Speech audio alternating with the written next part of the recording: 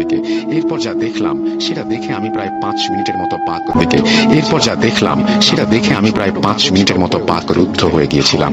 আমি দেখলাম ওই ছোট্ট কাগজটা উপরে উঠতে উঠতে হাওয়ায় মিলিয়ে গেল, আর কয়েক সেকেন্ডের মধ্যেই চৌকির পাশ থেকে একটা হাড়ি মিষ্টি তুলে আনলেন সেই বৃদ্ধ লোকটি। কিন্তু এটা কিভাবে সম্ভব? আমি যখন গাছের নিচে বসেছিলাম তখন স্পষ্টভাবেই সেই চৌকি দেখা যাচ্ছিল, তার নিচে বা আশেপাশে কিচ্ছু ছিল না। এখন তাহলে এই মিষ্টির হাড়ি আসলো কোত্থেকে? আমি কিছুক্ষণ চুপ করে থাকার পর সেখানে গিয়ে যেই না কথা বলতে নেব, তখনই একজন আমার দিকে তাকিয়ে বললেন, আরে বাবা এসো এসো, মিষ্টি খাও, একদম গরম গরম ঘিয়ে ভাজা রসগোল্লা। অচেনা অচেনা একজন এভাবে বলছেন আমাকে।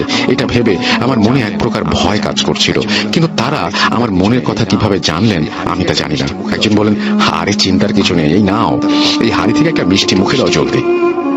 আমি তাদের কথা মতো একটি মিষ্টি তুলে নেই। বিশ্বাস করবেন কিনা জানি না, ওরকম মিষ্টি সারা দুনিয়াতেও কেউ খুঁজে পাবে না।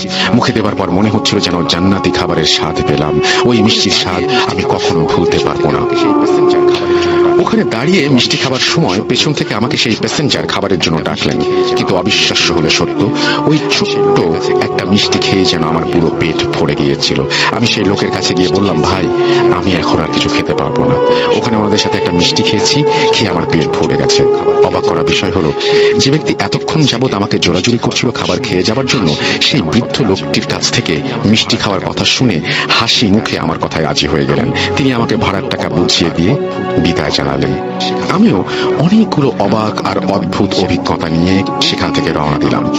রাত তখন 8:45 মতো, কিন্তু ওই রাতে আমার জন্য যে আরো কত ড্রাইভিং জীবনে ওই দিনটাই সবচেয়ে স্মরণীয়। রাস্তায় বেরিয়ে প্রতিটা মুহূর্তে আমার মাথায় শুধু মিষ্টির কথাই ঘুরছিল।